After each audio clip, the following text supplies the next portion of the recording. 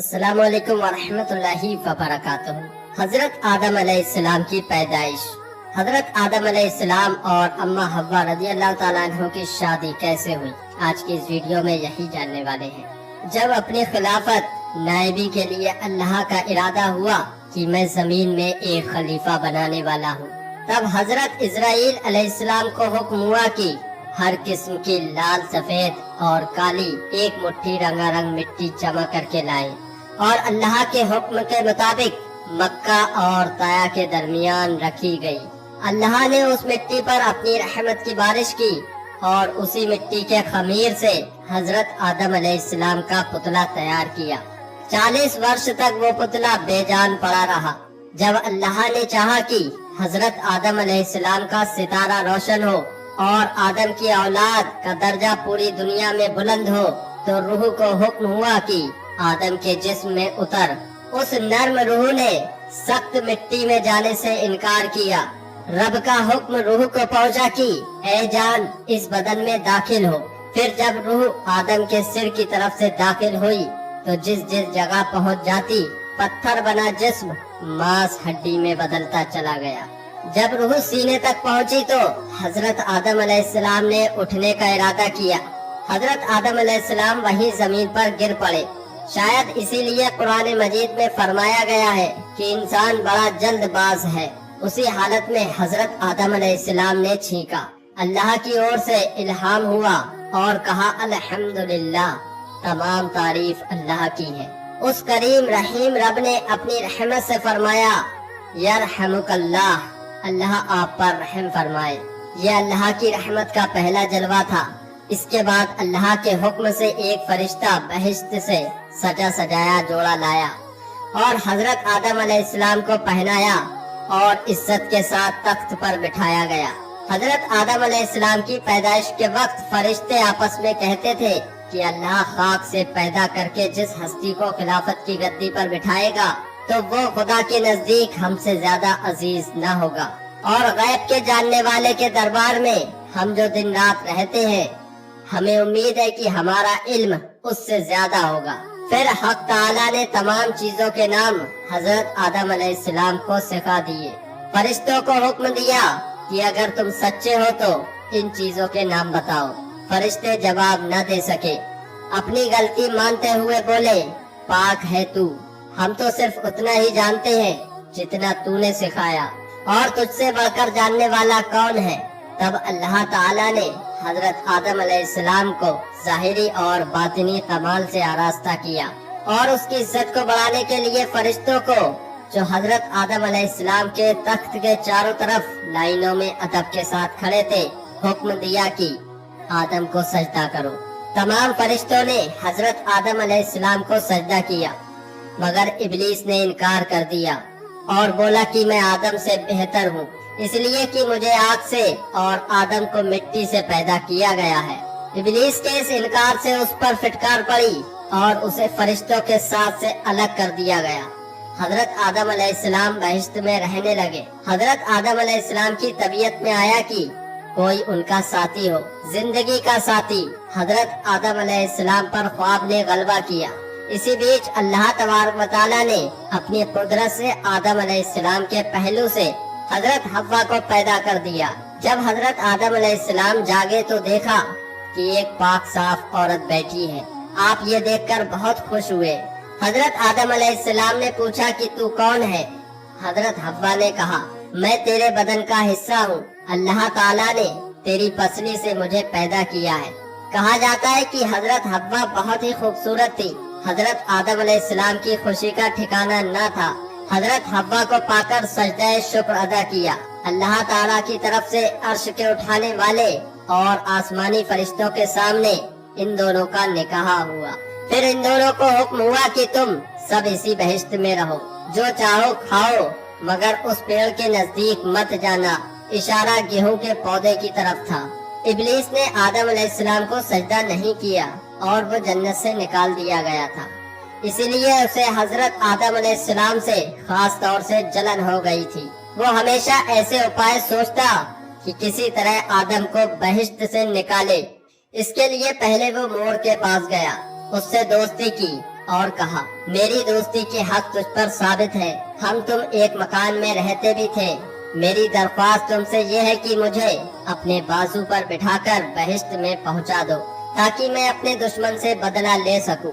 مور نے اس کام کو کرنے سے انکار کر دیا اور کہا کہ تو یہ بات سانپ سے جا کر بول، وہ تیری مدد کرے گا۔ جب شیطان سانپ کے پاس گیا اور اس کو اپنے جال میں پھنسا ہی لیا، سانپ اس کو منہ میں رکھ کر بہشت میں لے گیا۔ پھر حضرت آدم اور حوا کے پاس گیا اور رونا شروع کر دیا۔ حضرت آدم اور حوا نے شیطان کو پہچانا نہیں اور شیطان سے پوچھا کیوں روتا ہے؟ شیطان نے کہا میں تم کو نصیحت کرتا ہوں، مجھ کو تو تمہارے حال پر رونا آتا ہے کہ تم اس بہشت سے نکالے جاؤ گے اور یہ بہشت کی نعمتیں تم سے سب کی سب لے لی جائیں گی اور زندگی کی لذت کے بجائے موت کے درد کا مزہ چکھو گے۔ دونوں نے شیطان کی جب یہ باتیں سنی تو بڑا غم ہوا۔ ابلیس نے کہا اگر تم میرا کہنا مانو تو تم کو ایک پیڑ بتاؤں، اگر تم اس پیڑ کا پھل کھاؤ گے تو ہمیشہ زندہ رہو گے اور موت کی شکل کبھی نہ دیکھو گے۔ حضرت آدم علیہ السلام نے پوچھا وہ کون سا پھل ہے؟ شیطان نے کہا وہی پیڑ ہے جس کے کھانے سے اللہ تعالیٰ نے منع کیا ہے۔ حضرت آدم علیہ السلام نے اس بات کو قبول نہیں کیا کہ میں خدا کی کبھی نافرمانی کروں گا۔ جب شیطان نے قسم کھائی کہ میں تمہارا بھلا چاہتا ہوں، اس کے بعد بھی حضرت آدم علیہ السلام اس بات پر راضی نہیں ہوئے کہ وہ اللہ تبارک و تعالیٰ کی نافرمانی کرے اور اٹھ کر وہاں سے چل دیے۔ پھر شیطان نے حضرت حوا کی خدمت میں جا کر اس طرح ان کے دل میں بھی وسوسے ڈالے اور سانپ نے شیطان کے کہنے پر گواہی دی۔ حضرت حوا نے حضرت آدم علیہ السلام سے فرمایا کہ سانپ تو بہشت کا خادم ہے اور وہ شیطان کے حق میں گواہی دے رہا ہے، تو میں پہلے اس پیڑ کا پھل کھاتی ہوں، اگر کوئی بات پڑے تو میرے واسطے خدا سے معافی مانگ لینا، اور نہیں تو تم بھی کھاؤ کہ ہم تم دونوں تمام عمر بہشت کی نعمتوں کو چین سے کھایا کریں۔ کہا جاتا ہے کہ اللہ نے شروع ہی میں طے کر دیا تھا کہ آدم کی فرما بردار اولاد بہشت میں اور نافرمان اولاد دوزخ میں جائے گی۔ اگر سب کو جنت ہی میں رکھنا ہوتا تو دوزخ کیسے بھری جاتی اور اعمال کا حساب کتاب ہی کیوں ہوتا؟ گیہوں کا پودا بھی اسی آزمائش کے لیے رکھا گیا تھا جو ان کے بہشت سے نکالے جانے کی وجہ بنا۔ علماء نے لکھا ہے کہ جب حضرت حوا نے تھوڑے سے گیہوں کے پھل کھا لیے اور ان کے کہنے سے حضرت آدم علیہ السلام نے بھی کچھ کھا لیے، تو ابھی تک حضرت آدم علیہ السلام کے معدے میں گیہوں پوری طرح ہضم بھی نہیں ہوا تھا کہ بہشت کا لباس جسم سے گر پڑا، جسم ننگا ہو گیا، مجبور ہو کر انجیر کے پتوں سے جلدی جلدی جسم کو ڈھانکا۔ حکم ہوا کہ اے آدم تیرے ننگے ہونے کی وجہ کیا ہے؟ کہا اللہ اس کی وجہ یہ ہے کہ تیری مرضی پر عمل نہ کیا، اس منع کیے ہوئے پیڑ کا پھل کھا لیا۔ پھر آدم علیہ السلام نے یہ بھی عرض کیا کہ یہ غلطی سانپ اور مور کے بہکانے اور قسم کھانے سے ہوئی ہے، جبکہ یہ بہشت کے امین اور رکھوالے ہیں۔ کہا جاتا ہے کہ اس وقت سانپ شکل و صورت کے اعتبار سے بہت ہی خوبصورت تھا، اس جیسا بہشت میں کوئی جانور بھی نہ تھا۔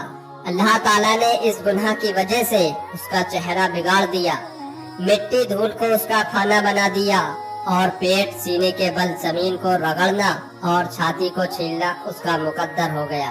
اسی جرم کے عذاب کے طور پر حضرت حوا اور ان کی بیٹیوں کو جننے کا درد دیا۔ مور کو بھی سزا ملی، اس کی بھی شکل بدل گئی۔ پھر حکم ہوا کہ سب کے سب بہشت سے نکلو اور زمین پر اترو اور آپس میں ایک دوسرے کے دشمن بنے رہو۔ اس طرح آدم، حوا، شیطان، سانپ اور مور سبھی جنت سے زمین پر ذلت اور رسوائی کے ساتھ پہنچے اور سزا کے طور پر سب کے سب الگ رکھے گئے۔ روایت میں ہے کہ حضرت آدم علیہ السلام سران دیپ میں، حضرت حوا جدہ میں، شیطان سیستان میں، سانپ اصفہان میں اور مور کابل میں اتارا گیا۔ اسی طرح ابلیس اور آدم کی اولاد میں ہمیشہ ہمیشہ کے لیے دشمنی پیدا ہو گئی اور قیامت تک یہ دشمنی رہے گی۔ اس کے بعد حضرت آدم علیہ السلام نے 40 دن تک نہ کھانا کھایا نہ پانی پیا۔ حضرت حوا کی جدائی سے تڑپتے رہے، 300 ورش تک روتے رہے اور توبہ اور استغفار کرتے رہے۔ پھر سب سے بڑے رحیم اللہ نے اپنی مہربانی سے حضرت آدم کے دل میں یہ کچھ کلمے اتارے: اے ہمارے رب، ہم نے اپنے آپ پر ظلم کیا، اور اگر تو نے بخشا نہیں اور رحم نہ کیا تو ہم ضرور ہی گھاٹا اٹھانے والوں میں ہو جائیں گے۔ تیرے علاوہ کوئی عبادت کے لائق نہیں، تو پاک ہے ہر غلطی سے اور تیری ہر پہلو سے تعریف ہے۔ میں نے ایک خطا کی اور میں نے اپنے آپ پر ظلم کیا، تو مجھے معاف کر دے۔ ان کلموں کے پڑھنے کے بعد حضرت جبرائیل علیہ السلام آئے اور گناہ کی معافی کی خوشخبری لائے۔ حضرت آدم علیہ السلام بہت خوش ہوئے۔ اس خوشی میں اللہ کا اشارہ پا کر انہوں نے چاند کی طرح 14-15 تاریخوں کے روزے رکھے۔ ان روزوں سے ان کے قلب کو اطمینان ہوا اور جسم کو راحت ملی۔ اس دعا اور روزوں کی اسی برکت کی وجہ سے کہا جاتا ہے کہ آدم کی اولاد میں سے جو بھی اس دعا کو پڑھے گا اور ان 3 روزوں کی ہر مہینے میں عادت رکھے گا، اس کے گناہ معاف ہو جائیں گے اور اس کا دل جو گناہوں کی مصیبت میں سیاہ ہو رہا ہے صاف اور روشن ہو جائے گا۔ اس کے بعد حضرت آدم علیہ السلام کو حکم ہوا کہ خانہ کعبہ کی بنیاد رکھے۔ حضرت آدم علیہ السلام نے جبرائیل علیہ السلام کی تعلیم سے اور فرشتوں کی مدد سے کعبے کی بنیاد رکھی اور حجر اسود کو، جسے وہ اپنے ساتھ بہشت سے لائے تھے اور اس میں عہد نامہ و قول و قرار روز السطح کا خدا نے رکھا تھا، کعبے میں ایک طرف جمایا۔ کعبہ تیار ہونے کے بعد حضرت جبرائیل علیہ السلام نے حج اور طواف کے طریقے بتائے۔ حضرت آدم علیہ السلام ان سب سے چھٹی پا کر حضرت جبرائیل علیہ السلام کے کہنے سے عرفات پہاڑ پر چڑھے۔ حضرت حوا بھی حضرت آدم کے لیے پریشان تھی، گھومتی پھرتی وہ بھی عرفات پہاڑ پہنچ گئی تھی۔ دھوپ اور گرمی سے ان کا رنگ بھی بدل گیا تھا، دونوں ایک دوسرے کو نہ پہچان سکے۔ حضرت جبرائیل علیہ السلام نے ایک دوسرے کی پہچان کرائی، دونوں کا ملن ہوا، پھر دونوں اللہ کی مرضی کے مطابق سراندیپ کو آئے۔ حضرت جبرائیل علیہ السلام نے گیہوں، روٹی اور لکڑی پہنچائی، کھیتی کرنا سکھایا، 2 بیل بھیجے اور دونوں محنت مشقت اور سکون کے ساتھ روٹی کھانے کمانے لگے۔ اب حضرت آدم علیہ السلام اور حوا مل کر رہنے لگے، دونوں سے مل کر انسانی نسل کا سلسلہ شروع ہوا۔ حضرت حوا کو جب بھی حمل ہوتا 2 جڑواں بچے جنم لیتے، ایک لڑکی ایک لڑکا۔ قابیل کا جنم ہوا تو ساتھ میں اس کی بہن عقلیہ بھی پیدا ہوئی، اسی طرح حابیل کا جنم ہوا تو بہن یہودا بھی پیدا ہوئی۔ خدا کے حکم کے مطابق حضرت آدم علیہ السلام کی شریعت میں یہ قانون بھی مقرر تھا کہ ایک پیٹ کی بیٹی اور دوسرے پیٹ کا بیٹا آپس میں بیاہ جاتے تھے۔ حضرت آدم نے اسی قانون کے مطابق ان کی آپس میں شادی کر دینی چاہیے، لیکن قابیل نے باپ کا حکم نہ مانا۔ حضرت آدم علیہ السلام نے حل یہ نکالا کہ دونوں بیٹے قربانی پیش کریں، جس کی قربانی قبول ہو عقلیہ اس کے نکاح میں آئے۔ اس زمانے میں قربانی کا دستور یہ بنایا گیا تھا کہ اگر 2 آدمی آپس میں جھگڑتے تو دونوں اپنی اپنی قربانی پہاڑ پر رکھتے، پھر بنا دھوئے کی آگ آسمان سے اترتی اور جو حق پر ہوتا تھا اس کی قربانی کو قبول کر لیتی۔ جب دونوں بھائی راضی ہوئے تو حابیل نے ایک موٹا تازہ مینڈا اپنے گلے سے جدا کیا اور قابیل ایک ٹوکرا گیہوں لے جا کر رکھایا۔ جب یہ دونوں پہاڑ پر اپنی قربانی کو رکھ آئے تو خدا کی قدرت سے ایک آگ آسمان کی طرف سے آئی اور حابیل کی قربانی کو قبول کر لیا۔ یہ دیکھ کر قابیل جل اٹھا اور بولا، حابیل میں تجھ کو اب قتل کر دوں گا۔ حابیل نے کہا، اللہ تو پرہیزگاروں کی قربانی قبول کرتا ہے، اگر تم مجھ پر ہاتھ چلاؤ گے تو بھی میں تجھ پر ہاتھ نہ ڈالوں گا، میں اللہ پر بھروسہ رکھوں گا۔ لیکن قابیل تو جلن کا شکار ہو گیا تھا۔ اس پتھر دل نے موقع دیکھ کر حابیل کے سر پر ایسا پتھر مارا کہ حابیل شہید ہو گئے۔ قابیل نے بہت بڑا گناہ کیا تھا۔ حابیل کے شہید ہونے پر قابیل جب ہوش میں آیا تو پریشان ہو اٹھا، بھائی کی لاش اٹھائے اٹھائے پھرتا رہا، سمجھ میں نہ آتا تھا کہ کیا کرے، کس طرح لاش کو دوسروں کی نظر سے چھپائے۔ پھر اللہ کے حکم سے 2 کوے آئے اور وہ بھی آپس میں لڑنے لگے۔ ایک نے دوسرے کو مار کر گرا دیا اور اپنے پنجوں سے زمین کھود کر اس کو گاڑ دیا۔ قابیل اس پورے واقعے کو اپنی آنکھوں سے دیکھ چکا تھا، من ہی من سوچنے لگا، अफसोस कि कौवे से भी घटिया हूँ कि अपने भाई की लाश नहीं छिपा पाता। फिर उसने जमीन खोदी और भाई की लाश को ढांक दिया। काबिल का ये जुर्म भयानक था। खुदा ने हुक्म दिया कि सजा के तौर पर इसे भी कत्ल करो।